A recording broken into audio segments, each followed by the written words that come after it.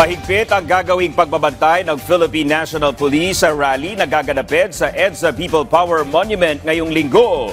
Yan ang ulat ni Ryan Lesiges.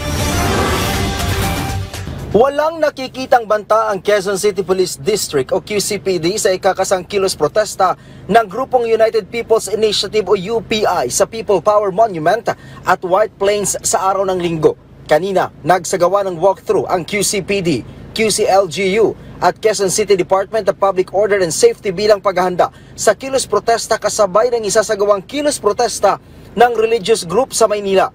Ayon kay QCPD spokesperson Major Jennifer Ganaban, sa halip na 3 araw, 1 araw ang inaprubahan para magsagawa ng programa ang UPI. Isasagawa ito mula alas 8 ng umaga hanggang alas 10 ng gabi sa linggo, Nobyembre 16. Sinabi pa ni Ganaban na upang masiguro ang kaayusan, magpapakalat ang QCPD ng mahigit sa 1,000 pulis, maliban pa ang ilang medical teams at force multiplier upang tumugon sa anumang insidente. Pakiusap natin na sana kung may mga ibang grupo naman is maayos yung pagpunta nila dito para maiwasan ang anumang gulo.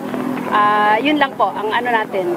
Pero nakahanda naman po yung QCPD kung magkaroon man po ng anumang gulo. Nakahanda po ang ating mga kapulisan. Ayon naman sa Quezon City Department of Public Order and Safety, inaasahang aabot sa 300,000 individual ang makikisa sa kilos protesta. Kaya naman inabisuhan ng DPOS ang mga motorista na iwasan na ang pagdaan sa White Plains at EDSA upang hindi maabala. Ang mga law and order cluster members ng local government units natin, ibubuhos na namin rito. Happy kami kasi buhay yung coordination line namin, bindi organizers at saka sa amin. Yun nga isang dahilan para yung last leg ng aming pag-uusap, yung walkthrough.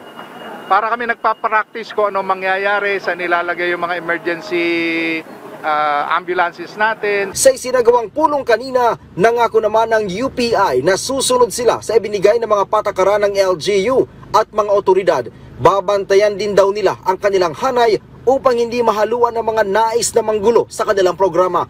Gate ng grupo, isasagawa nila ang kilos protesta upang ipanawagan na panagutin ang mga nasa likod ng maanumalyang flood control projects ng pamahalaan. Panawagan ng Quezon City Police District sa mga makikiisa sa kilos protesta, panatilihin ang kaayusan at igalang ang hinaing ng bawat isa. Huwag na rin daw makisali ang ibang grupo na hindi nabigyan ng permit. Tiniyak ng Quezon City Police District na magpapatupad sila ng maximum tolerance. Ryan Lesiges para sa Pambansang TV sa Bagong Pilipinas.